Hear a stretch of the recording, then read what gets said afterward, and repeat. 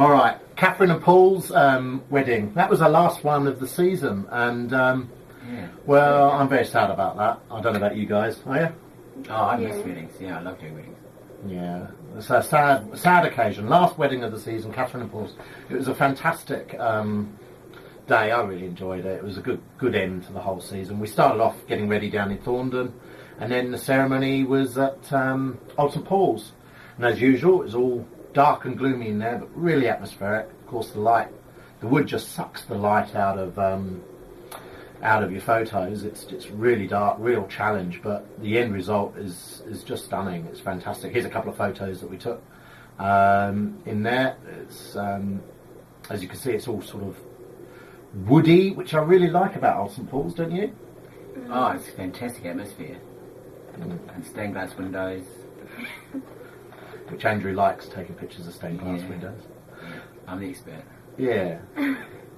So just some tips with Old St Paul's, guys, is if you're getting married in Old St Paul's, just make sure that you've got your music sorted and you know what you're going to be playing down the aisle and what you're going to be playing up the aisle. The organist in there is fantastic. He's really neat. He does all things, like if you want the theme to Star Wars, he can do that for you. That's really neat. After we did Old St Paul's, we got kicked out of there pretty soon, as you tend to do, because they have weddings back to back. When was this one? This was on a Saturday, wasn't it? They had a few. Had about 3, I think, on Saturday there. Anyway, I took the bride and groom down to around Shed 5, around the waterfront, while these guys had to get in the car and drive over to Pencarrow along the dusty road. Which is a great drive. I love going around there. Yeah, not as good as the helicopter trip, which I went up in. It's my turn next time, though. Yeah, so took a helicopter ride, and off we went over to the lodge at Pencarrow, which is a really neat place. If you really like rugged New Zealand countryside, this is it. Blended with a real harsh coastline, and dust and rocks and waves and everything you want there is just amazing. Giant kelp. Kelp, that's right. Yeah, must have at a wedding. That's what Catherine and Paul are really into, though. They really like kelp. No, not kelp.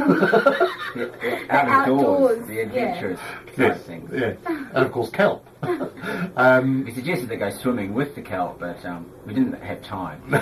Thankfully. Got a great couple of reflections photos. Here they are now. I really like these. These are it's quite rare in Wellington getting reflections like this because of the wind. It just died down just momentarily while we got that, and yeah, pretty good result. Yeah, got some good high speed or sea motion video and stuff.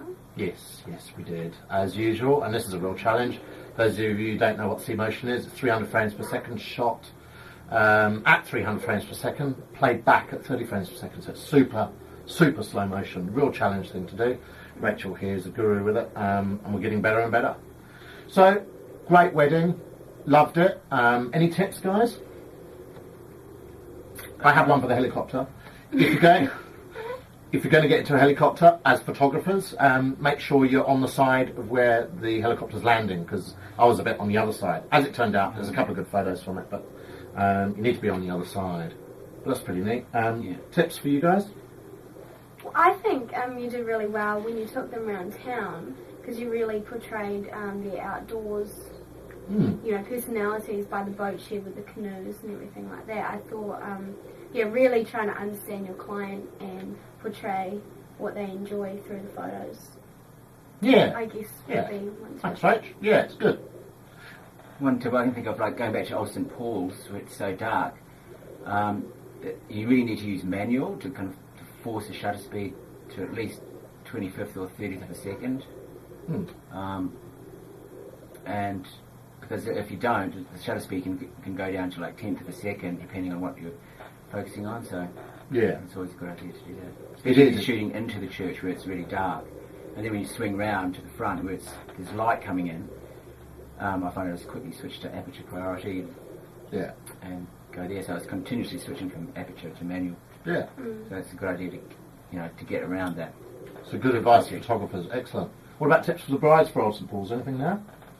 grooms. When you're doing the rings, make sure your hands are visible. Yes. Because that's one hard thing to photograph. Yes, yes, it is. Yeah. Just the other thing for the reception, when you're booking your reception, just make sure it's accommodating for the amount of people you're going to have at your wedding.